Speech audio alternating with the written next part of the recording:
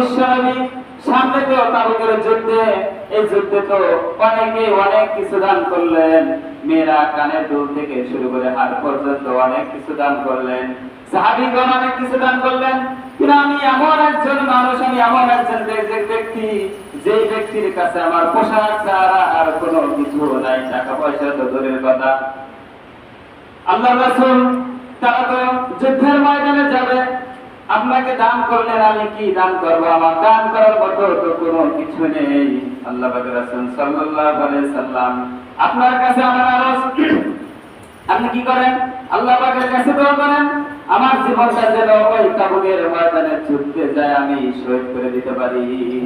সুবহানাল্লাহ। তার ইচ্ছা কি দেখেন, যে আমার টাকা পয়সা নাই, আমি যুদ্ধের ময়দানে যাব, আল্লাহ পাকের কাছে দোয়া করেন আমি যেন যুদ্ধে যা শহীদ হয়ে যাই, যুদ্ধে কি হয়ে যায়, শহীদ হয়ে যায়। তারপরে তিনি কি করলেন? আল্লাহ পাকের কাছে সাল্লাল্লাহু আলাইহি সাল্লাম বললেন, আচ্ছা ঠিক আছে। এরপরে যুদ্ধ শুরু হয়ে গেল, সবাই শত শত হাজার হাজার সাহাবীগণ কি করলেন? তাবুকের ময়দানে প্রান্তে চলে গেলেন যুদ্ধ করার জন্য। যাওয়ার পরে আব্দুল্লাহ ইবনে বাজাদান তিনিও চলে গেলেন। আব্দুল্লাহ ইবনে বাজাদান যুদ্ধে যাওয়ার আগ মুহূর্তে নবী করিম সাল্লাল্লাহু আলাইহি সাল্লামকে বললেন, নবী আমার জন্য আপনি দোয়া করেন। আল্লাহ পাকের রাসূল সাল্লাল্লাহু আলাইহি সাল্লাম দোয়া করলেন, আল্লাহ রাব্বুল আলামিন এই আব্দুল্লাহ ইবনে বাজাদানের রক্ত কাফেরদের জন্য আমি হারাম করে দিলাম। আব্দুল্লাহ ইবনে বাজাদান বলতেছেন, আল্লাহ পাকের রাসূল এটা কাজ করলেন আপনি, আমি যা চাচ্ছি শহীদ হয়ে যাব, আর আপনি কি করে দোয়া করে দিলেন যে আমার রক্ত কাফেরদের জন্য হারাম, তাহলে আমরা শহীদ হব না, আপনার মৃত্যু তার আমার হবে না। তখন আল্লাহ পাকের রাসূল বললেন যে তুমি যদি ওখানে যুদ্ধে যাওয়ার পরে জ্বর অবস্থায় যদি তুমি মারা যাও, যে কোনো অবস্থায় যদি তুমি মারা যাও, আল্লাহ পাক রব্বুল আলামিন তোমাকে শহীদের মর্যাদা দান করবে। সুবহানাল্লাহ। সে যুদ্ধে যদি না মারা যায়, সে জ্বরের ভিতরেও যদি মারা যায়, তারপরে আল্লাহ পাক কি করবেন? তাকে শহীদের মর্যাদা দান করবেন, তবে তার ভালো লাগবে।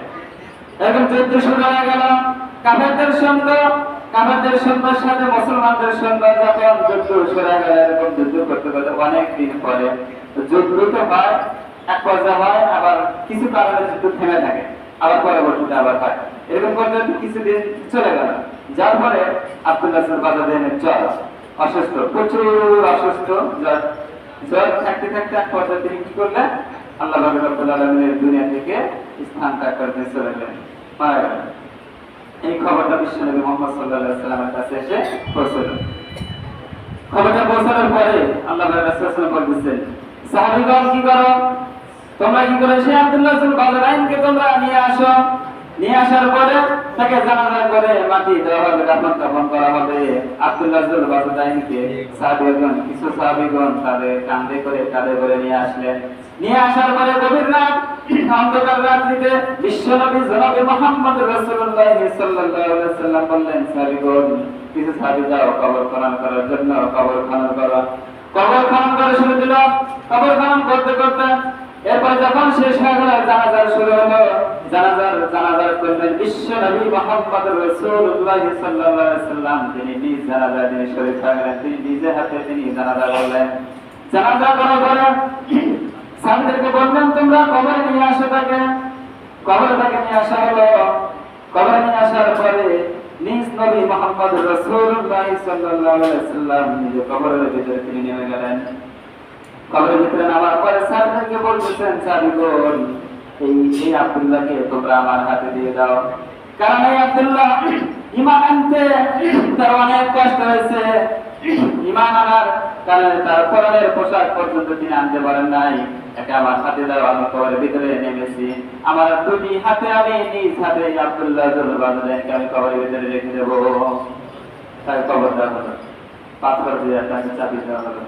মাটি দেওয়ার পরে আল্লাহ পাকের রাসূল সাল্লাল্লাহু আলাইহি ওয়াসাল্লাম আল্লাহ পাকের কাছে দোয়া করলেন, হাত তুলে দোয়া করলেন। আল্লাহ রাব্বুল আলামিন এই আব্দুল্লাহ ইবনে বাজাদানের উপর আমি সন্তুষ্ট, অথবা আপনি সন্তুষ্ট হয়ে যান। এরকম করে যখন তিনি দোয়া করলেন, ওখান থেকে একটা সাহাবী তিনি কান্না শুরু করে দিলেন যে আরে এই আব্দুল্লাহ ইবনে বাজাদানের এই লাশটা যদি তার না হয়, যদি আমার হতো, তাহলে আজ কবরে আমি শান্তিতে থাকতে পারতাম।